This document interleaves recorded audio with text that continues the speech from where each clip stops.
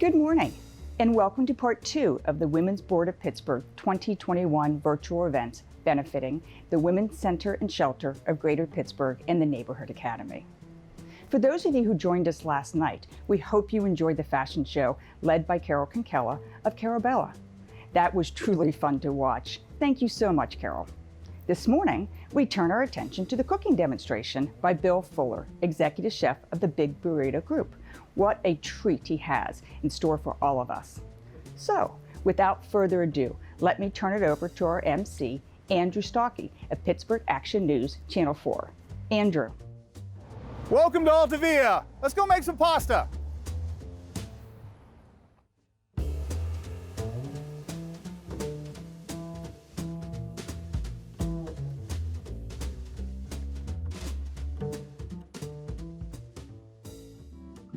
Lauren, thank you very much, and welcome to the kitchen here at Altavia. I'm Andrew Stockey, of course. I'm joined by our chef extraordinaire, the president of the Big Burrito Group, Bill Fuller, who's going to do our cooking demonstration today. Bill, thanks for having us. Andrew, thanks for inviting me. It's great to do this. I did this 1,000 years ago, and Newland Archnell, if you remember her, was the host back then. Yes, and so it's nice to be back. Well, wait a minute. We're not inviting you. We're in your kitchen. So, I'm back at the event. At the event. But yes, thanks for coming in. Welcome to Altavia. Well, hey, and thank you all for joining us today. I mean, it's going to be a wonderful cooking demonstration. You have a can I say 4-course meal? Can I say? Yes. Okay. Yes. Okay. Just gonna give us the highlights of what we're going to be seeing. So today. we're gonna make some of our favorites here. Okay. We're gonna start with our shaved Brussels sprout salad, and we're gonna make our grilled artichokes as a little Meyer lemon aioli. We're gonna move into our short rib pappardelle dish, which is a very popular dish. And at the end, we're not gonna make it, but we're gonna serve it with our olive oil cake with orange marmaletta and with mascarpone. You know, the hard part about all this, and we're doing this virtually, as you can see, you can't smell what we're smelling, and the smells here are absolutely fantastic. But yeah, I mean, like just for you out there. So the wood fire's going on the grill. The focaccia is about to come out of the oven. We got some meat braising on the stove, and so if you can just like put all those things in your head, it smells pretty good in here. And what I'm going to try and do is ask some of the questions that you might have if you were with us in person. I have to admit, I don't know a whole lot about cooking. I do know a lot about eating. I can handle that. All right. We might have some tasting that might have to happen as we go. Okay, we can do that as well. All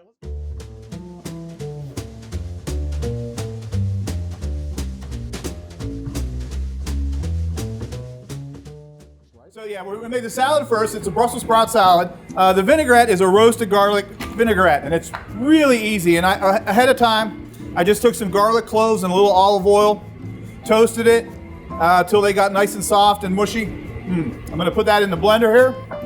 I got about a half a cup of lemon juice. It's the easiest thing in the whole world. I can do that. You can do this. I can do this. And then all I'm gonna do is drizzle in some extra virgin olive oil.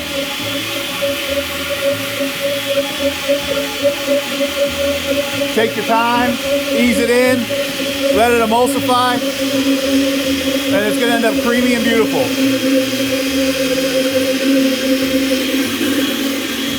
Real important tip. Put that on, because if you turn the mixer off, it pops up. So anytime you have it open, cover it back up before you... I made that mistake once, and my friend has not forgiven me or invited me into her kitchen since. Yeah, and actually, if you're preparing something hot, when you turn on the blender, if it's hot in there, okay, it'll want to push up. So if you drape a towel over it, if you have something hot like a soup or something, that's very helpful. All right, so take notes. Take notes, people. Okay. Because all of the things that I know hurt you have hurt me in the past. That's how I don't learn very well. So we're going to shave some Brussels sprouts, and I did some ahead of time. This is a tool called a mandolin, and it's a knife blade on a deck. And this is like, everybody gets cut by this at least once.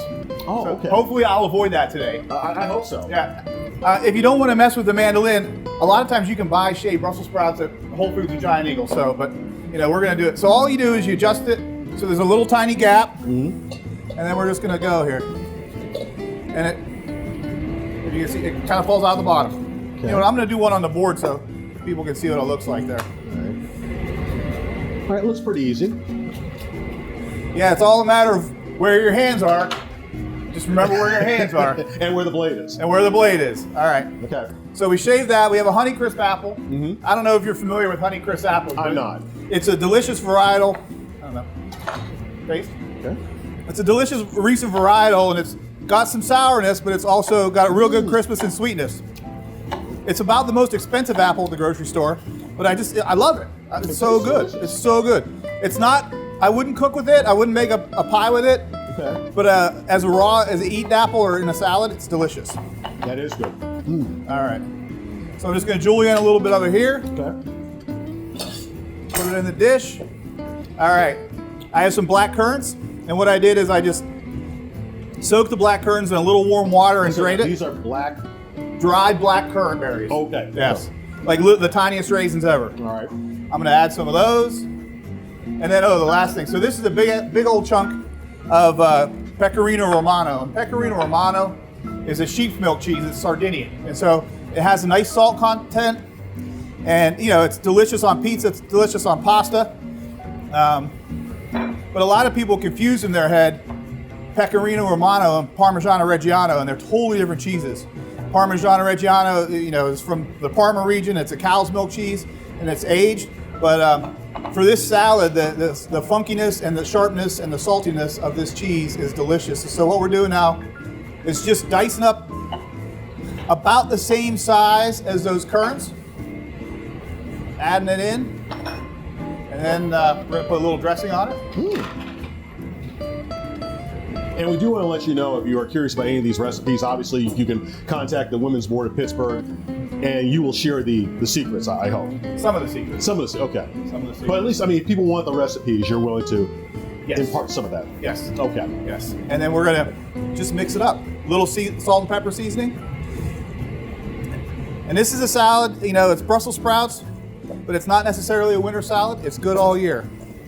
And really simple plating. One of the things we try to do at Altavia is count on the ingredients, the quality of the ingredients, the seasoning and the flavor, and then make it simple. It's a very simple looking salad. And very easy to make. And some pine nuts. Wow, that looks delicious. We do that 100 times a day, every day. All right. There you go. Part one's done. Part one's done. All right, thank Now, I you. know you're at home and you're probably saying, boy, how can I sample this? Boy, I would love to have it right now. Obviously, people can come to Altavia Yes. and enjoy the cuisine here. Yes. And this is your base salad here. This is one of our base salads. We have this one and the little gem salad, and then a seasonal salad that at this time of the year is going to be beef salad. Okay. Right, thanks. All right, now, what's next? We're going to move on to the artichokes. So I'm going to bring everything out. We're going to reset, and we're going to do that. Okay.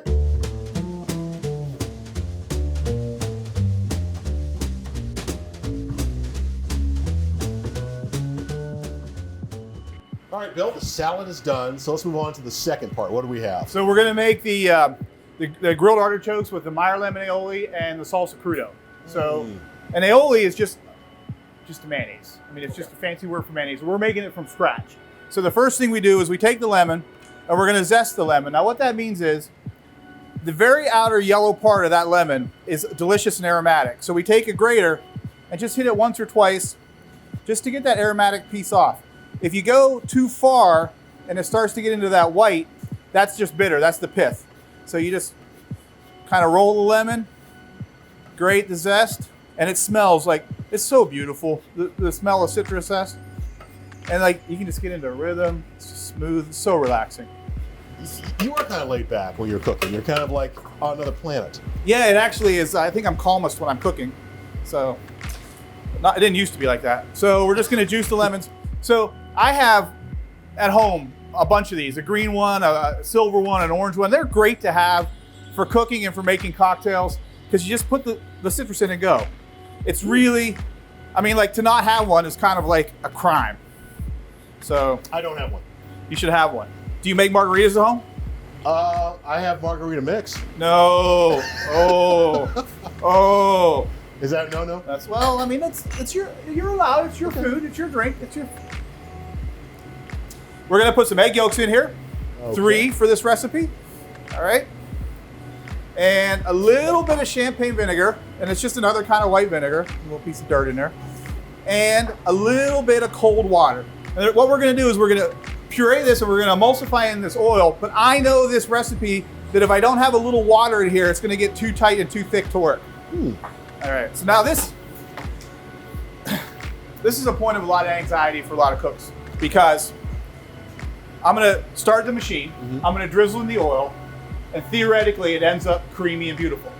Theoretically, if you go too fast with the oil, it's gonna end up pureed egg yolks with oil, which is not appetizing. So here we go. Oops, sounds like you have a lot of pressure. A lot of pressure here. Okay. I won't distract you. Too much. Look, we got an equipment failure. And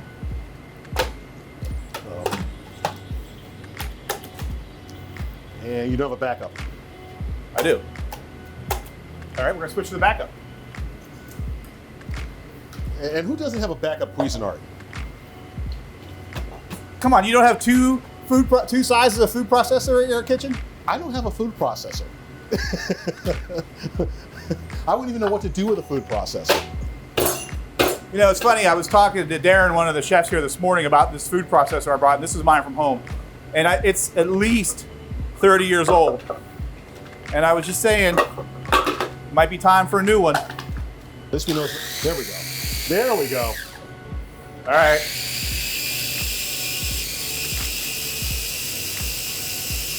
There's a little tiny hole in the top.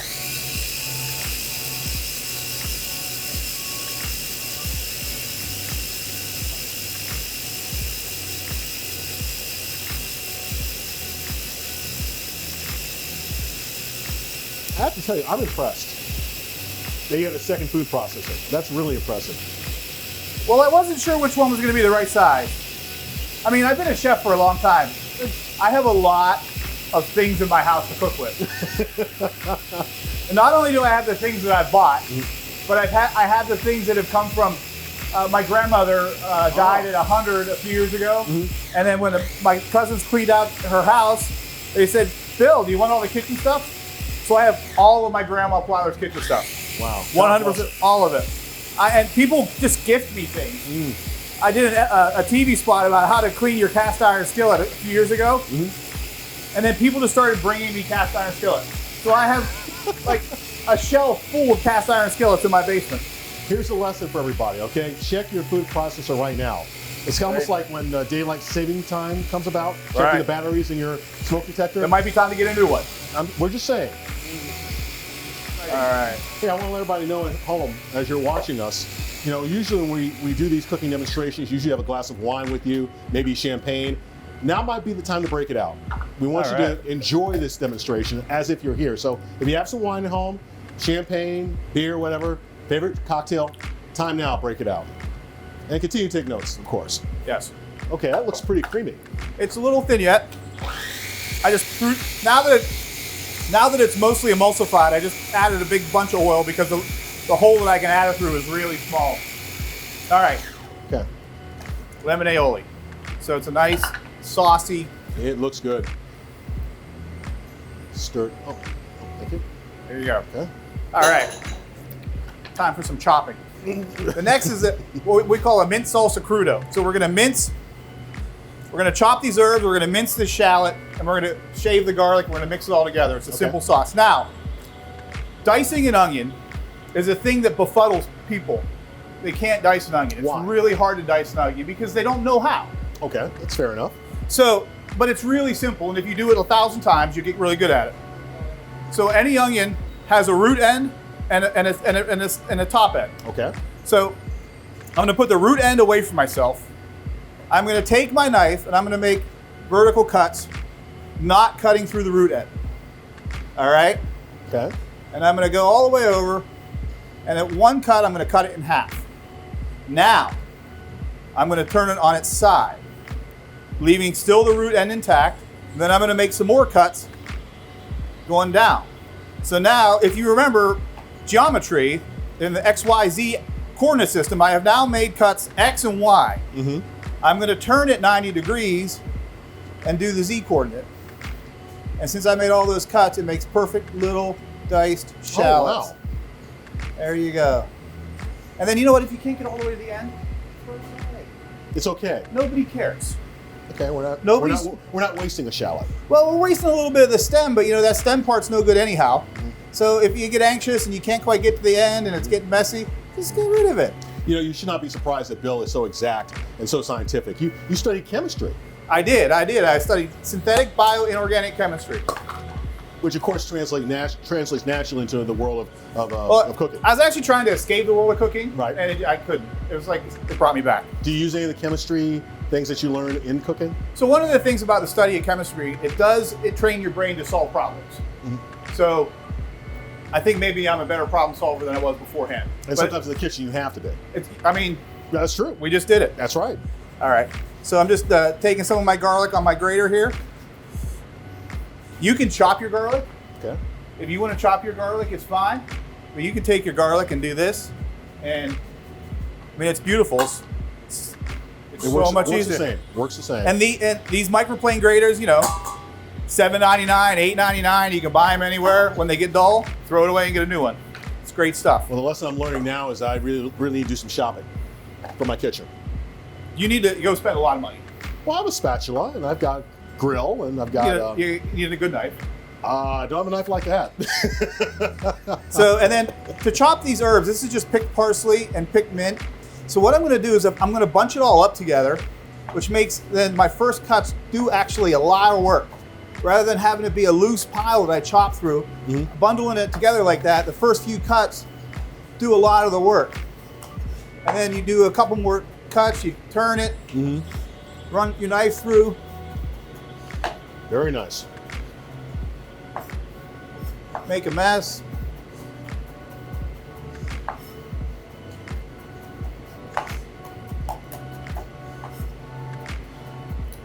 Look at that. Yeah, it's about done. Okay. And one of the things about cutting herbs is rather than banging down with your knife, there's like a motion of like a rocking through. That way you're actually cutting the herbs rather than kind of smashing them. Okay, I'm practicing here. Put them in the bowl. It's like a dance move almost, right? It's like a dance move. And then a little extra virgin olive oil. Okay. Some salt and pepper. So we're going to mix it all up. Okay. And there's our second sauce. All right, so we got two sauces. So we're going to set those aside, and then we're going to go to the grill the artichokes, and make the plate. All right, let's head back to the grill and take a look. All right.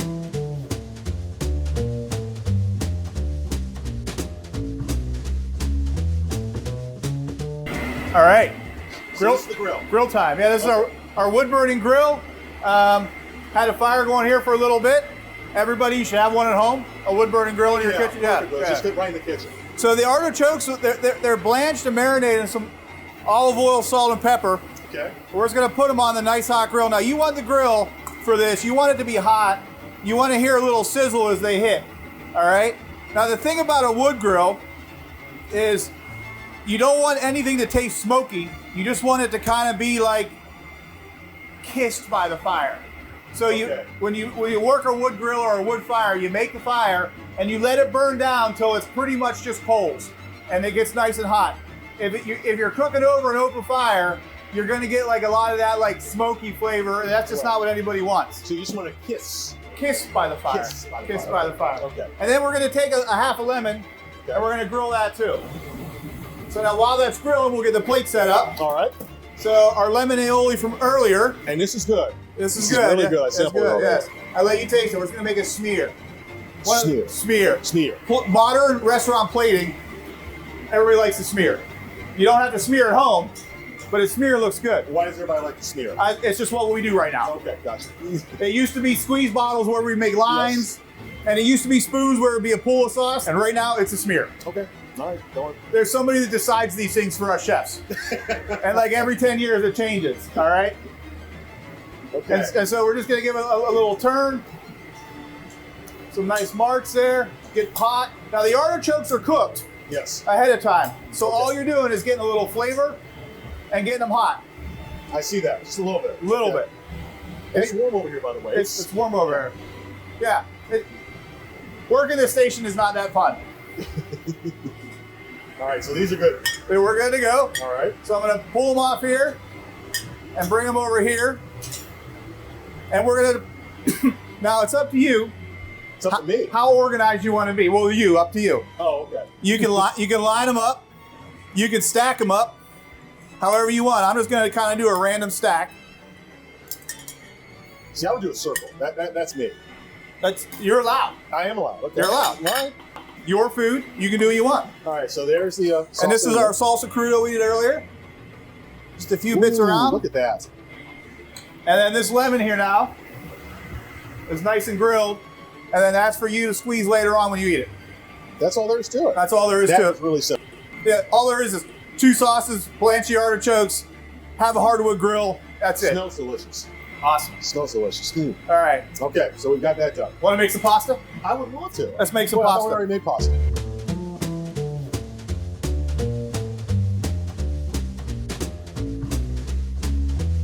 All right. So we're gonna make our pasta dough. Like everything else, it's pretty easy.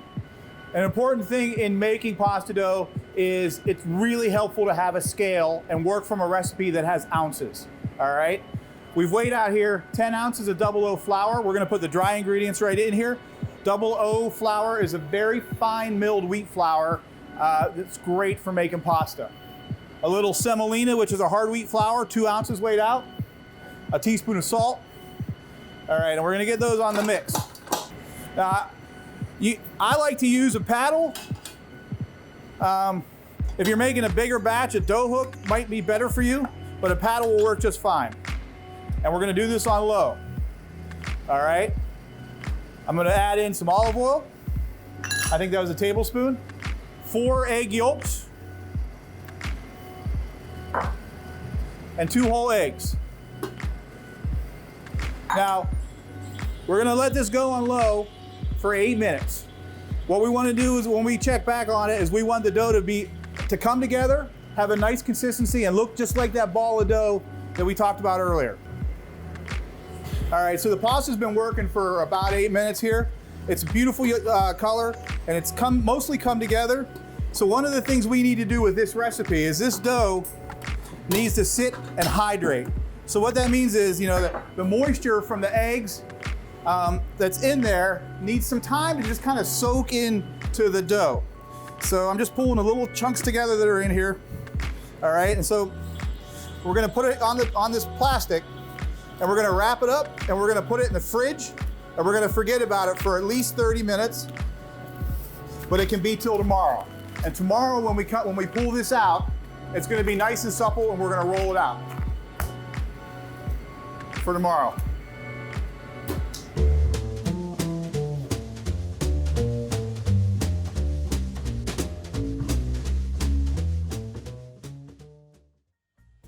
Okay, so we're actually going to roll pasta. Is that right?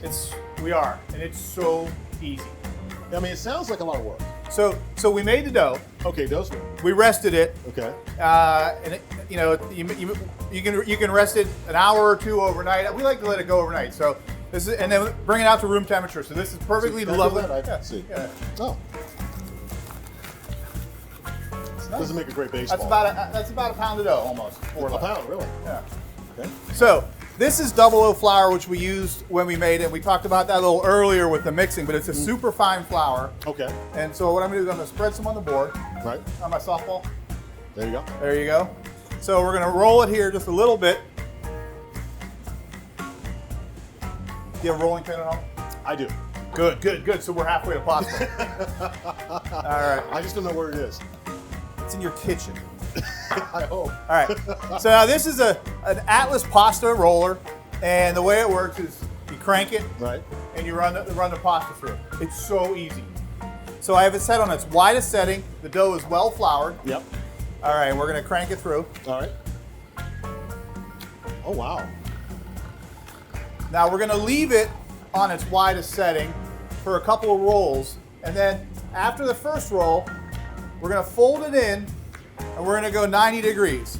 So it's kind of squaring it off. Okay. Come on. Now what this does is it makes a nicer shape of your dough that you're rolling. Yep. It also makes a nice, good grain and texture inside the dough. So we're gonna do that one more time. Mm-hmm. Smells good too. It does smell good. Ooh. Do you have a pasta roller at home? I don't. Could be a good birthday gift next year. All right. So now the shape has been developed, so we're going to give it one more roll here through the 0 setting. Here, Look at that. You want to feel it? It feels Wow, good. look at that.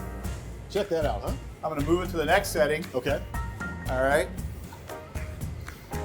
And then here, do you mind as we do this? You want to get Sure. from that end? Sure. What am I doing? Just taking it? Yep. Okay. Run that again through. Okay. It's going to get long. It's all right. Oh, it's going that way. Wait a minute. Oh. All right, here we go. All right. I'm going to go down one more setting. Okay, it's breaking up a little bit up there. That's fine. Socially distanced pasta making. Yes. This is the first. I know. We're doing it though. I love this. All right, are we done? Nope. There's more? Yeah, I mean, it still feels kind of thick. Okay, well, it does feel a little thick. So the really cool people, what they'll do is that they'll take and they'll attach these two Okay. and then roll it through nonstop. I'm not one of those cool people. All right, and I feel like this Wow. needs one more go. One more, okay. So we did we rolled out the dough, folded it, All right. turned it 90 degrees, Yep. rolled it, folded it, turned it 90 degrees, and then we did 2 passes on each setting. Wow. I think it's about 6 feet. All right, so that's All right. that's very nice. So what I'm Okay. going to do Okay. is put a little bit of flour on it, All right. and then we're going to fold it up.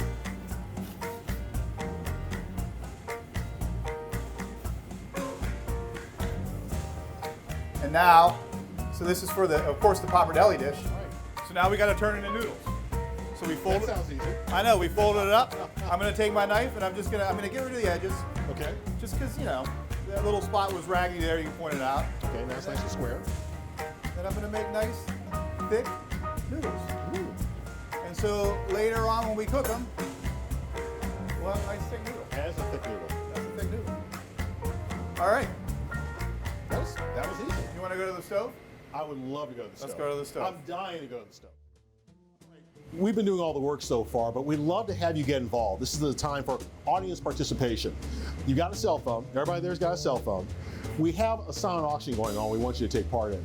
All you have to do is go to the link that you have already. It's called givesmart.com, and we have some wonderful auction items that you can bid on throughout the course of this presentation. Some great things already you'll want to know about. There's a Duquesne Club art tour. It's really very cool at the Duquesne Club. There's also golf packages, and of course, golf is just around the corner. I know it's January now, but in about a month and a half, you're going to want to go out and play some golf. We've got a golf package at the Fox Chapel Golf Club, the Pittsburgh Field Club, also Oakmont Country Club. Some other nice things. How about a day outdoors at Seven Springs? And we even have a tour of Phipps Conservatory. So once again, go to egivesmart.com. That's where our live auction is taking place right now, and we invite you to take part, bid as often as you like, follow along. It's always a lot of fun, and you can walk away with some wonderful, wonderful items. So take a look at that while we're busy cooking up a wonderful meal for you.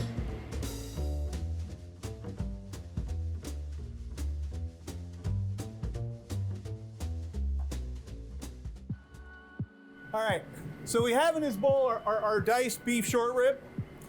Short rib is the meat on the rib cage right here on a steer. The brisket is the pectoral muscle that gets taken off, but you have all this sort of interstitial muscle and whatever that crisscrosses across here. It gets used a lot, so it's, it needs to be braised. The more muscles used, it's got to be cooked long and slow. So what we're going to do is we're going to sear it off, and we're going to season it really generously, because this is going to go into a ragu, and it's going to spread its seasoning around. Nice hot pan, all right? A little bit of neutral oil. I'm using grapeseed oil. I don't use olive oil for this because it has a higher smoke point. And we're just gonna put the beef in here so that it's just about one even layer on the bottom of the pot. Now when you do this at home, you're gonna wanna do this in a couple of batches, and I've already seared off a batch ahead of time for this preparation. So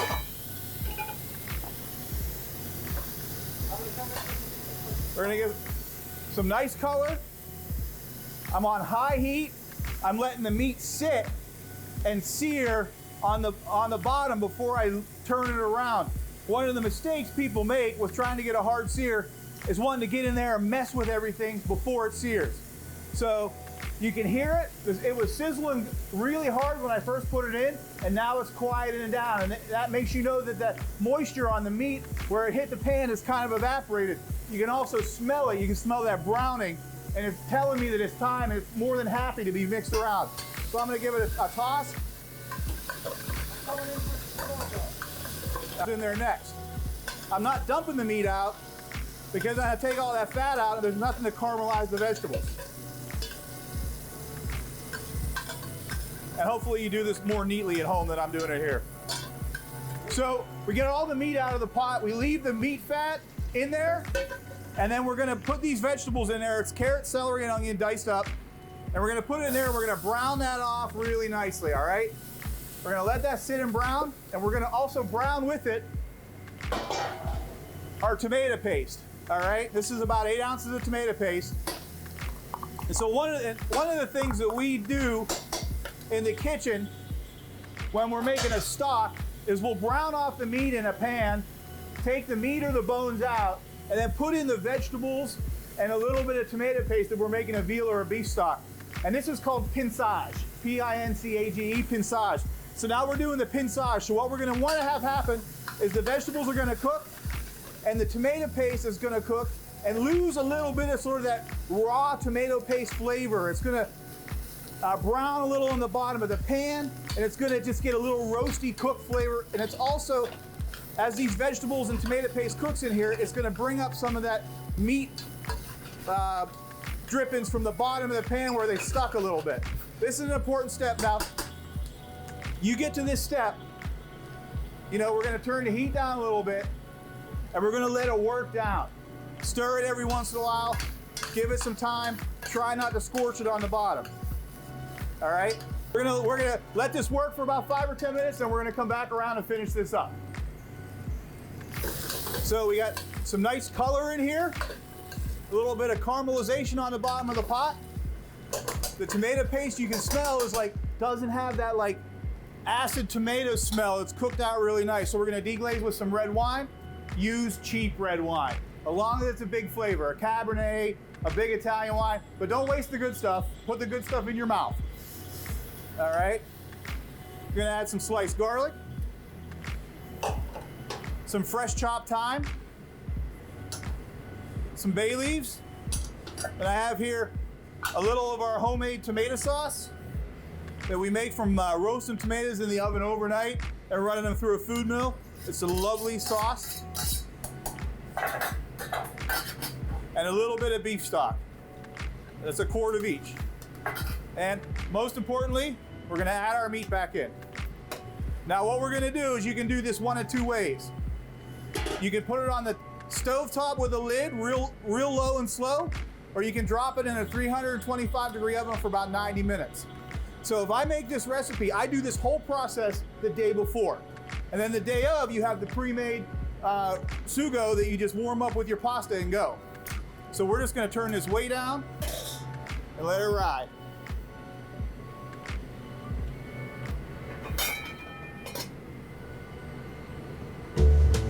Awesome.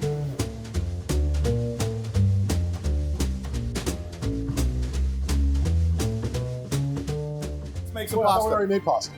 Well, I mean, we're gonna cook it and eat it out. Okay. Yeah. So let's go over here. Just roll it. This is our pasta. Now, come on in a little bit, because here's another thing you need to have at home. You need to have a giant 9-well pasta cooker. You know, most houses have plenty of room for these kind of things. Yeah. So, just get rid of the dishwasher. yeah, like get rid of like the whole corner. So we've got our sugo that we made already. Okay. We're gonna put a little bit in a pan. All right. And that's it. The short rib we cooked down with the carrots, celery, onions, a little red wine. We're gonna do the thing that's so important. And what is really important for pasta is some butter. All right? That's butter. Wow. That's butter. That's some serious butter.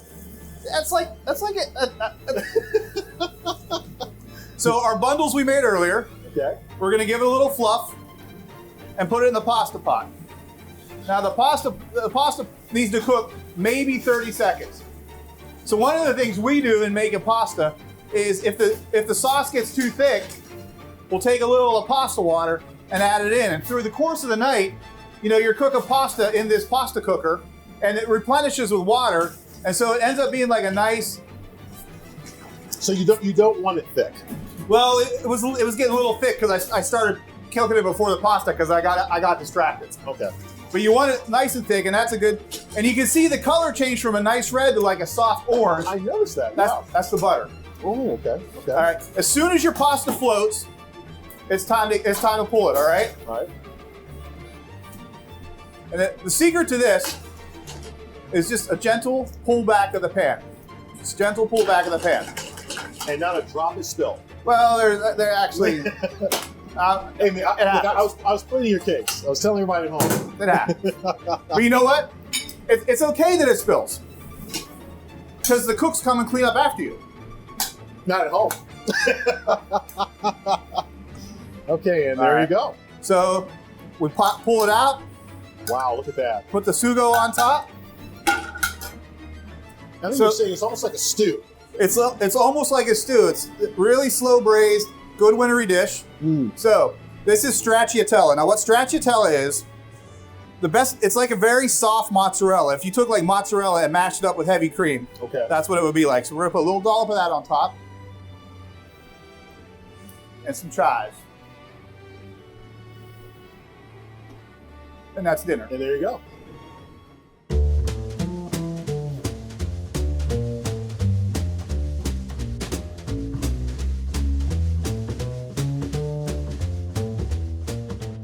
After a wonderful meal, there's nothing better than a little drink to wash it down. A little drink to wash it down. And what's nice is, unlike the real world, I can actually stand at the bar and have a drink with you. I know, it's so exciting. When was the last time we could stand at a bar? So the drink we're featuring is an Aperol Spritz, and it's an. Wait, I thought it was gonna be a vodka martini. That's your second drink. Okay. Yeah, right. yeah. Okay. So, Right. it's a aperitif. It's a kind of a light drink. It's kind of festive and refreshing. It's good. Before a meal, after a meal, and it's very Italian. And Okay. it's a thing that we love to serve at Altavia, and it's also really simple. Everything we've done today, really simple. I will say that, and believe me, I'm a very simple person. If you don't make it really easy for me, I don't get it, and you've done a fantastic job of that. And you know what? I picked a drink that you don't even need to get the stupid shaker out. You just make really? Okay. make it in the glass. Okay. So I put some ice cubes in the glass. This is Yeah. Aperol. It's a bitter liqueur from it's Italian. I'm going to put a little bit of that in here. Oh, it's orangey. Ooh. Okay. Look at that. Sparkling wine, Prosecco, also Italian. I've had straight, never mixed in with anything. So this is the first. Okay. And what's in the blue bottle? Vodka. Oh. No, it's just a little splash of sparkling water. So you see, this drink is a nice, light, refreshing cocktail, and we have a little garnish for it. Of course. Because what are you going to do without a garnish? And it's a very festive orange wheel. I feel like I should be in shorts and flip-flops. And maybe in Rome. Oh wait, I lost your garnish. Okay. All right. Cheers. Cheers. Cheers to you as well. Let's give it a try here. Oh, that is delicious. I'm gonna throw that orange in there. Okay. Yeah, throw that in there. That is wonderful. That's nice. That'd be a good boat drink. Well, Bill, thank you so much for allowing us to come into your restaurant, your kitchen, and showing us these wonderful meals. They're very simple to make and are delicious. Thank you. Thanks for coming in here, and thanks for having me. And we want to thank you for joining us. We've had a lot of fun. We appreciate that you're here to join us, even virtually. But it's been a really special time. Thank you so much. Thanks for your generosity, and thank you for your concern and supporting the Women's Board of Pittsburgh. This organization has raised over $1 million to help our community. Wow. Over $1 million, and it's all thanks to you. So cheers to you, and please enjoy the rest of your afternoon. And bon appetit. Bon appetit. It's like orange soda. It is. With a kick. Yeah, with a little booze in it.